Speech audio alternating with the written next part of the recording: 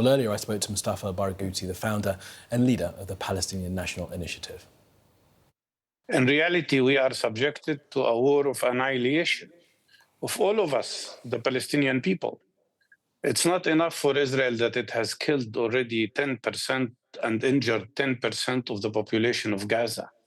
Apply that figure to the United States, you will be talking about 33 million people killed or injured in the course of 22 months. It's not enough for them that they have imposed man-made famine on Gaza. 125,000 children could die at any moment because of starvation that is caused by this Israeli government. And the West Bank itself is attacked continuously by terrorist settlers. We are attacked by terrorist settlers around the clock.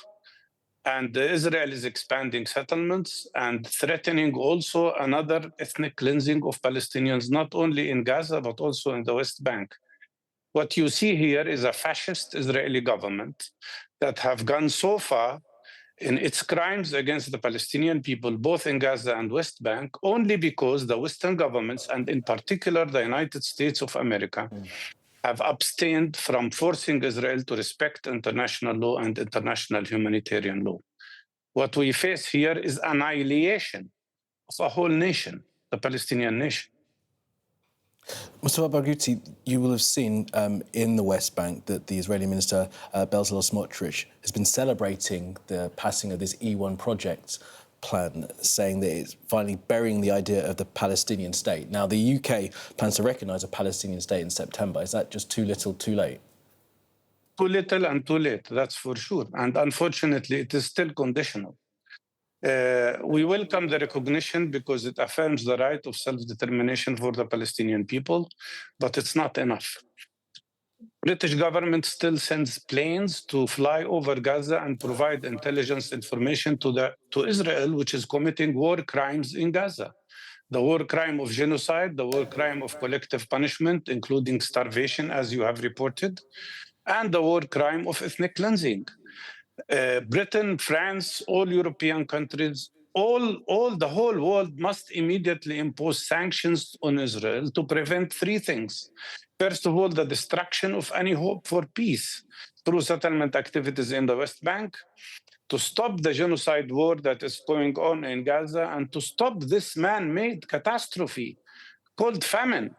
These are not our words now. They are the words of all United Nations agencies, all respectful scientists in the world who are reporting now that food is only a few meters away from people who are starving to death. What we need now are sanctions on Israel. Without sanctions imposed immediately on Netanyahu, he will continue this catastrophe, which will destroy the future not only of Palestinians, but also of Israelis in the long run.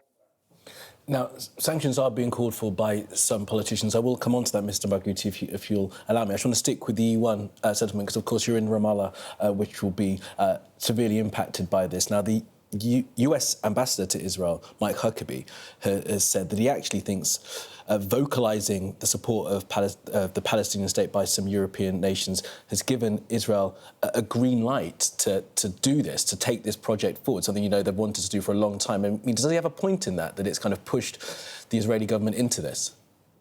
Absolutely the opposite. The Western governments like Britain and France have hesitated for long to do what 147 other countries of the world have done, which is recognition of Palestine, which is the right act to take. They've abstained from doing that for a long time, thinking this will help facilitate some kind of a negotiated peaceful agreement. What happened is that Israel continued the settlement activities. And they have already shattered the West Bank into clusters of ghettos and Bantustans.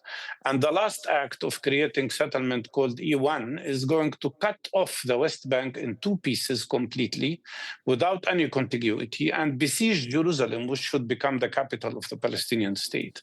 So the Western countries who decided now to recognize, like Britain and France, did that because they've seen as a reaction to Israeli destruction of the possibility of a Palestinian state. Mr. Huckabee is a Messianic evangelist who is behaving as a Zionist. This man has said, this American ambassador has said that there are no Palestinian people. He said that West Bank is not occupied, in contradiction to all UN resolutions and international law.